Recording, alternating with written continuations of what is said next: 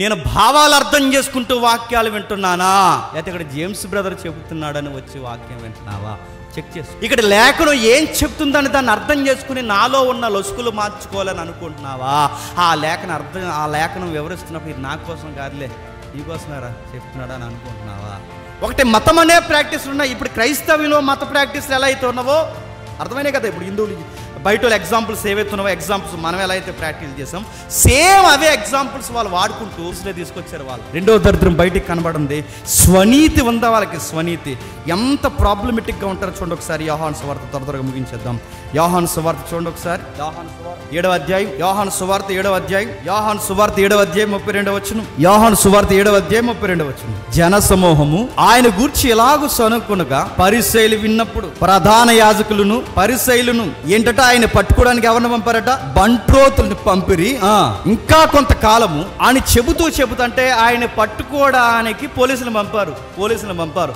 ఆ ప్రధాన యాజకులు ఎవరైతే ఉన్నారో అప్పటికే స్కెచ్ చేశారన్నమాట. ఆయనకి పోలీసులు పంపారు. వచ్చాక వాళ్ళు ఏమంటున్నారు 45వ వచనంలో, ఆ బంట్రోతులు ప్రధాన యాజకుల యొద్దకును పరిసయ్యుల యొద్దకు వచ్చినప్పుడు వారు ఎందుకు మీరు ఆయన్ని తీసుకుని రాలేదని అడుగుగా, ఆ బంట్రోతులు ఆ మనుషులు మాట్లాడినట్లు ఎవడును ఎన్నడును మాట్లాడలేదు అనిరి. అందుకు పరిచయం మీరు కూడా మోసపోతిరా?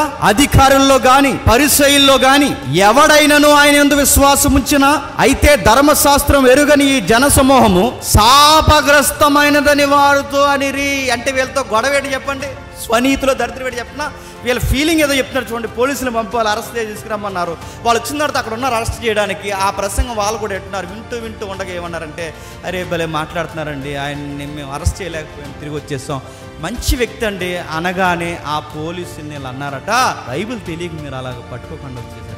రెండో మాట వాళ్ళు ఏమన్నా చెప్పినా, మాలో అధికారుల్లో కానీ, అధికారులు ఉన్నారుగా ప్రజల అధికారుల్లో కానీ మా పరిసయ్యుల్లో కానీ ఎవడైనా ఆయన వెంబడించాడా? ఎందుకు వెంబడించలేదు? మాకు మాత్రమే తెలుసు. ఏంటి? పాత నిబంధన బైబిల్ మాకు మాత్రమే తెలుసు, ఇంకెవ్వరికి తెలియదు. మరో మాట చెప్తున్నారు చూడండి, ధర్మశాస్త్రం ఎరుగని వీళ్ళందరూ చెప్పండి శాపగ్రస్తులు ఉండగా. శాపాలు కూడా పెట్టేస్తారా అంటే వీళ్ళు శాపాలు కూడా పెట్టారు. మీ కన్ను పోవునుగా, మీ కాలు పోవునుగా, ధర్మశాస్త్రం పాటించట్లేదు కనుక మీరు నాశనమైపోవునుగా. ఎన్ని మాట్లాడుతున్నారు అంటే ఇదే స్వనీతి. అంటే ఇంకెవ్వరికి బైబిల్ తెలియదు, వాళ్ళకే తెలిసిన ఫీలింగ్. ఏదన్నా ఎదుటోడు చెప్తుంటే అది తప్పులు పట్టే ప్రయత్నం నడుగుతుందా అండి? ఇలాంటి నేచర్ మీలో ఎవరికైనా ఉంటే జాగ్రత్త. ఎదుటోడు చెప్పే దాంట్లో లసుకులు ఉన్నాయని కాస్త పూర్తిగా వినకుండా తప్పులు పట్టే ప్రయత్నం చేసి, ఈరోజు సోషల్ మీడియాలో అదే ఎక్కువైపోయింది. ప్రతి దానికి వెనక ముందు వినకుండా వెంటనే కామెంట్ పెట్టి పూర్తిగా తెలియకుండా ఇది పరిశీలన బుద్ధే. నేను మళ్ళీ చెప్తాను, ఇలాంటి బుద్ధి నీలో ఉంటేనే మళ్ళీ చెప్తున్నాను, పక్కన బతకనేవు నువ్వు. ఇలాంటి బుద్ధి నీలో ఉంటే మళ్ళీ చెప్తున్నాను, ఎవరిని సుఖంగా ఉండనివ్వు నువ్వు. నీ ఎదిరింటి ఇల్లుని కూడా నువ్వు సుఖంగా ఉండనివ్వు, ఒక కాపురాన్ని కూడా సుఖంగా ఉండనివ్వు. ఎందుకంటే అదొక బుద్ధి, అది వీళ్ళకి అదే బుద్ధి ఉంది. ఇక ఎవ్వరికీ బైబిల్ తెలియదు, ఎవ్వరు మంచోళ్ళు కాదు. మరి ఎవరు మంచోళ్ళు? వీళ్ళే మంచోళ్ళు. ఇంకేముంది చూడండి, వీళ్ళకి ఎంత భయం లేని నీ స్వనీతి వీళ్ళకి ఉందో చూడండి, ఎంత భయం లేనిది. ఇదే యోహాను సువార్త 9వ అధ్యాయం,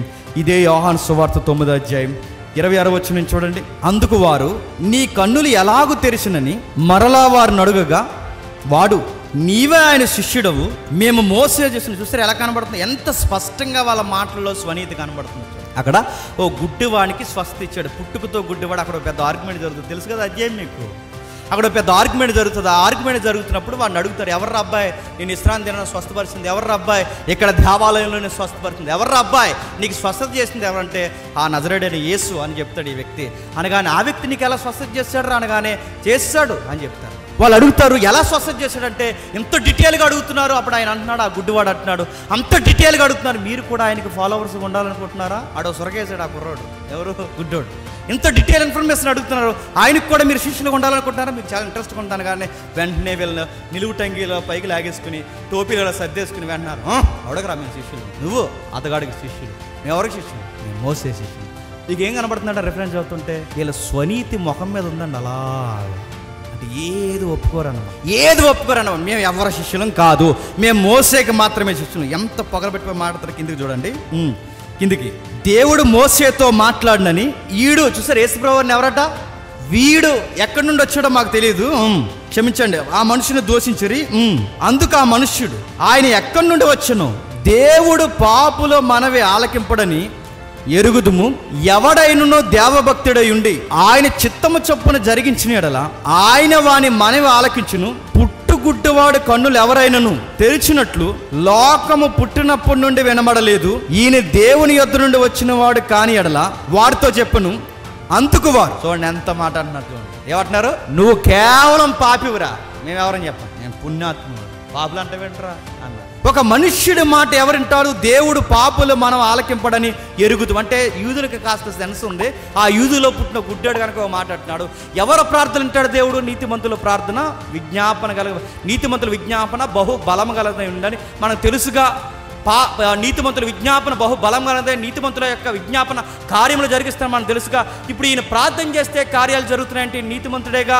ఇప్పుడు నాకు స్వస్థత జరుగుతుందంటే ఆయన గొప్పోడేగా, ఆయన దేవుడి దగ్గర నుంచి వచ్చినట్టేగా. పుట్టుకతో గుడ్డివాడు ఎవడైనా కళ్ళు వచ్చినట్టు జాబితా లెక్కలు ఉన్నాయా? చరిత్రలో లేవుగా.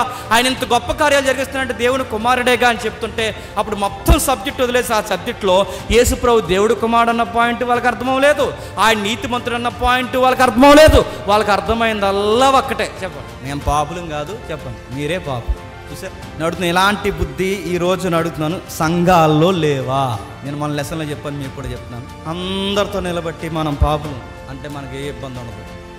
అవును అవును ప్రభువా, పాపులం ప్రభువా, క్షమించు ప్రభువా, ఈ దుర్మార్గులను క్షమించు ప్రభువా, దరిద్రగొట్టలం ప్రభువా, మనం క్షమించాం. అలా కాకుండా అలా లేపి దిలీప్ పాపి లే అన్నాను అనుకోండి, దిలీప్ అని ఏమంటారు చెప్పండి? అవునవును చాలా పెద్ద ప్రాబ్లం మేము అంటాడా చెప్పండి. ఖచ్చితంగా మనుషులతో ప్రాబ్లం ఎప్పుడు వస్తుంది చెప్పినా, గుంపులో ఒప్పుకునే విషయాలు ఉంటాయి, సింగిల్గా నిలబెడితే చెప్పండి ఒప్పుకోగలేరు కనుక ఒప్పుకోలేరు. యేసుప్రభు నీతిమంతుడు అంటే వాళ్ళకి నచ్చట్లేదండి. యేసుప్రభు మంచోడు అంటే వాళ్ళకి నచ్చట్లేదండి. ఆయన దేవుని కుమారుడు అంటే వాళ్ళకి నచ్చట్లేదు. స్వనీతి వలన ఆయనను అంగీకరించలేకపోతున్నారు. పరిసయ్యులు శాస్త్రులు ఎందుకు యేసుక్రీస్తు వారిని ఏ కారణాల వాళ్ళు చంపేశారు? ఆ దావీదు అడిగిన 40 ఎకరాల్లో 1 ఎకరం ఇమ్మని అడిగినందుకు చంపేశారా? అలాంటి ఎకరాల మీద ఆయనకి మనసుందా? యేసుప్రభు వారు ఏదన్నా స్థలాల కోసం గొడవ చేశాడా? ఆయన ఏదన్నా నాణ్యాలు ఏదైతే ఆ రోజుల్లో కరెన్సీ ఉందో, ఆ ఏరోదు ముద్రించిన కరెన్సీ, వాటి కోసం ఏమన్నా ఆయన ఎగబడ్డా? పన్ను నాకు కట్టమని ఏమన్నా అడిగాడా? ఆయన డబ్బు కోసం కానీ స్థలాల కోసం కానీ ఆయన అధికారాల కోసం ఏ రోజు అడగలేదే. మరి ఎందుకు అంత మీద ఆయనకి పగంటే?